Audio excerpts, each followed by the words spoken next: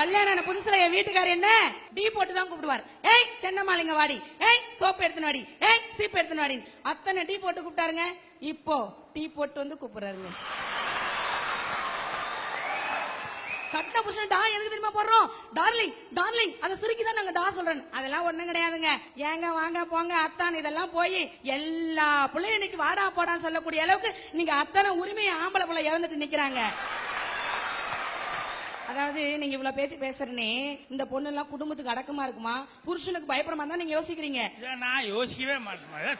தெல்ல தெளிவா கை பொண்ணு கண்ணாடி வேணுமா?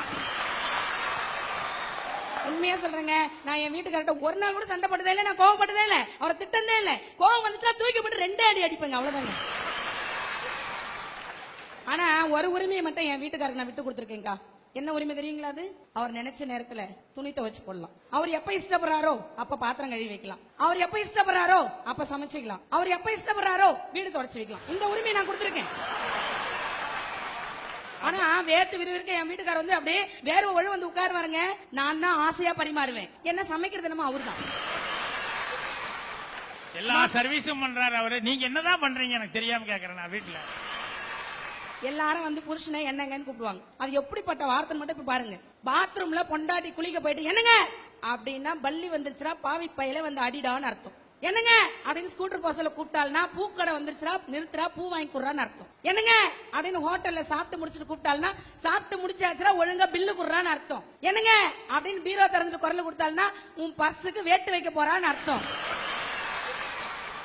என்னங்க அப்படின்னு சொல்லிட்டு உள்ள சமையல் கட்டுல இருந்து வெளியே வந்து கதவை திறந்து கூப்பிட்டாள்னா உருப்படாத விளங்காத உன் ஃப்ரெண்டு ஒருத்தன் வந்திருக்கா போய் பேசிட்டு வாடான்னு அர்த்தம்.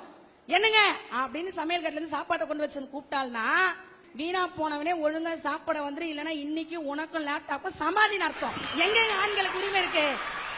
ஹலோ ஹலோ ஹலோ, மீனுனா முள்ளு இருக்கும், வேலூர் ஆண்கள்னா சும்மா தில்ல இருக்கும்னு இருக்கிற ஆளை பிடிச்சுக்கிட்டு உரிமை போயிருச்சு உரிமை போயிருச்சு. 5 5 10 வேலூர் ஆண்கள்னா சும்மா கெத்துங்க. சார் யார் யாருக்கு எப்பப்ப மேரேஜ் ஆச்சுன்னு ஈஸியா கண்டுபிடிக்கலாம். டார்லிங் ப்ளீஸ் அதை கொஞ்சம் எடுங்களேன் அப்படின்னா கல்யாணம் ஆகி 6 மாசம் ஆயிருக்கு. ப்ளீஸ் அதை கொஞ்சம் எடுங்களேன் 1 வருஷம் ஆயிருக்கு. அதை கொஞ்சம் எடுங்க அப்படின்னா 2 வயசு குழந்தைக்குது.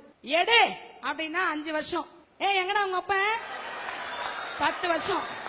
எங்கடா வீணா போனவன் 15 வருஷம். உன்னெல்லாம் கட்டிக்கு நான் மாரடைக்கிறேன் பாரு 20 வருஷம். எனக்கு கல்யாணம் ஆகி 20 வருஷம் ஆச்சு.